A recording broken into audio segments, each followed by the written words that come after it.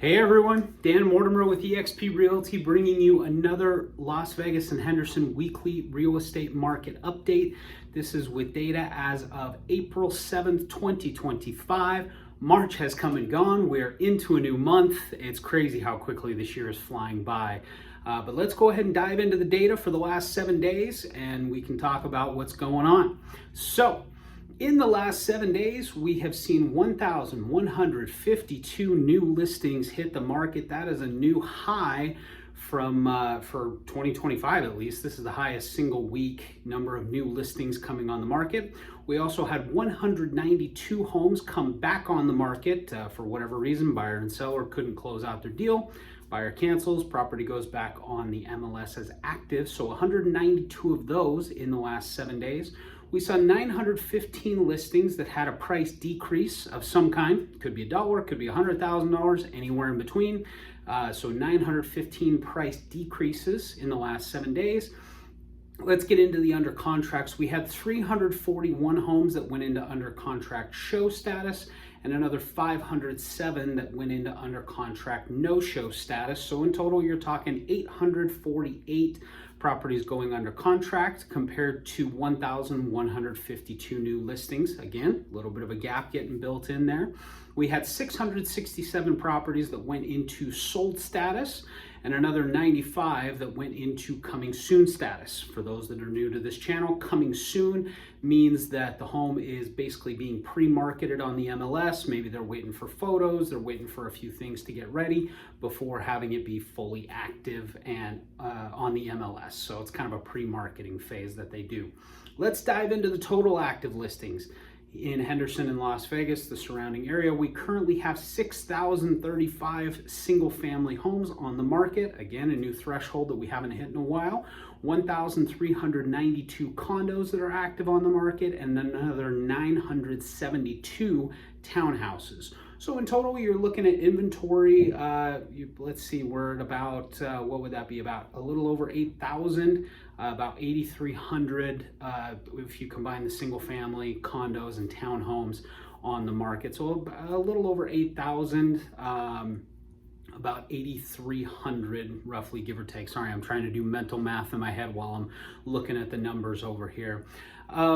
One of the big things that I kind of wanted to talk about in this video is there's been a lot of talk, and I kind of addressed it a little bit in my video last week, but there's been a lot of talk about these tariffs that have been announced and what kind of impact that's going to have on the housing market. I will say I've seen things on both extremes. I've seen people saying, oh, this is terrible, it's going to tank everything. People are reacting to how the stock market has reacted in the last few days. I also get a lot of people that are thinking things are going to tank, it's going to be terrible. And then on the other side of it, I see the other spectrum, which is, wow, it's going to cost so much more to build a home, and the cost of getting a home is going to go up and up and up. So in truth, my perspective on it is we don't know. And anybody that tells you that they know is probably got the same information that all of us have access to. Really and truly, we don't know what it's going to do to existing home values, what it's going to do to new construction homes. We truly don't know. We kind of have to wait and see how the market plays out. I would say this though, based on my experience in the past, anytime anything like this comes up, just like interest rates, just like COVID, just like anything else that happens outside of the real estate market, you should not be basing your decision to buy or sell a home based on some major external factor. Really and truly, the decision to buy or sell a home is based on your own personal situation. So if your family's expanding, you got a new job, you're moving across town, you need to be closer to family, something brings you to Las Vegas, something takes you out of Las Vegas, your family might be expanding, maybe your kids moved out, now it's time for you to get a smaller place, whatever that may be. That should be the main driving factor in whether or not you decide to buy, sell, rent, continue renting, stay in your home, whatever that may be. It's really easy to get sucked into the media stories and watching the stock market and watching all this other stuff and letting that determine taking action, not taking action, whatever that may be. I would say for anybody that's considering, like I said, buying or selling, it really is still a personal decision. Now, we could be looking at things dipping over the next year. It could be that we see the record high prices continue to climb. But truthfully, that's my opinion, is regardless of what happens with the economy, regardless of what happens with, you know, anything outside of your own personal situation, you really shouldn't use it to drive your decision making on whether or not it makes sense to buy or sell a home. Because really it's the place you're going to be living and creating memories for the next several years, maybe for the rest of your life, depending on what phase of life you're in. So I wouldn't let external circumstances necessarily dictate the decision making for you and your own personal situation. But it is interesting to see. I did also want to add one caveat about the new listings. I mentioned it in my video last month because we saw a big jump in the number of new listings that hit the market at the first week of March. And the context is still the same. So just so that you have a bit of a base understanding, we saw 1,152 new listings hit the market, which is a lot higher than what we've seen in previous weeks. Some of that is because our market has been slower, and it was slower for most of 2024, especially the last 6 months of the year.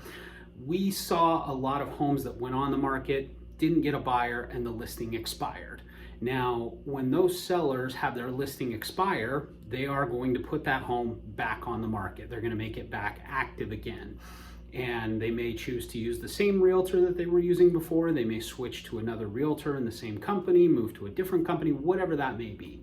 But regardless, when you're looking at the context of these numbers, that still shows up as a new listing, even though the home may have been on the market for 3, 6, 9, 12 months.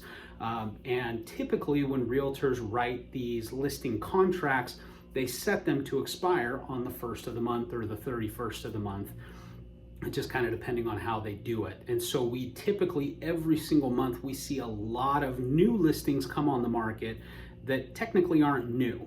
They're homes that were on the market and expired and then relisted, so their days on market goes back to 0. So I just wanted to provide some additional context. I do believe we are going to continue to see the number of new listings, maybe not this high, but maybe between 900 and 1,000. Maybe some weeks we have it over 1,000, some weeks below. But I do think that is the trend that we're seeing. The good thing, in my opinion, is we are still seeing a lot of properties going under contract. There's still strong buyer demand. Sellers that are looking to sell and get into something else, if you price your home right, there is demand out there. I know I've mentioned it in other videos that there are homes that are having multiple offer situations, while there's also other homes that are sitting on the market with little to no showing activity. So if you're pricing it accordingly, you're competitive in the market, there's still a lot of activity out there. But the good thing for buyers is you have choices, and that's really why I think this more balanced market, in my opinion, is one of the best positions to buy a home. Yeah, I know prices are higher than they were 5, 6 years ago. I know the interest rates are higher than they've been for some time now. But as far as market conditions go, this is a great market to do it because you have sellers for the most part that are willing to play ball with you, willing to be flexible with your terms, and you can get something at a great price without as much competition as we had back when the market rush was just insane and people were waiving all their contingencies and just doing stuff that we would never advise a buyer to do in order to lock up a home. So I hope you guys found this information valuable. If you did, there's 2 ways that you can support this channel. First and foremost, it's the easiest. There's a subscribe button on all my videos and on my channel page.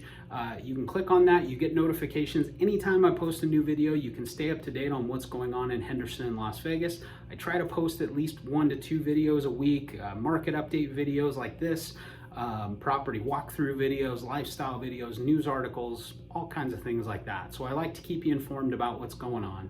The second way that you can support this channel is I put a link in the description of all my videos where you can set up a one-on-one meeting with me. It gives us a chance to get to know each other, and it gives me an opportunity to learn more about your situation, what your real estate goals are, and we put a plan in place to help you to accomplish that. So I hope you guys enjoyed this video. I will see you at the next one.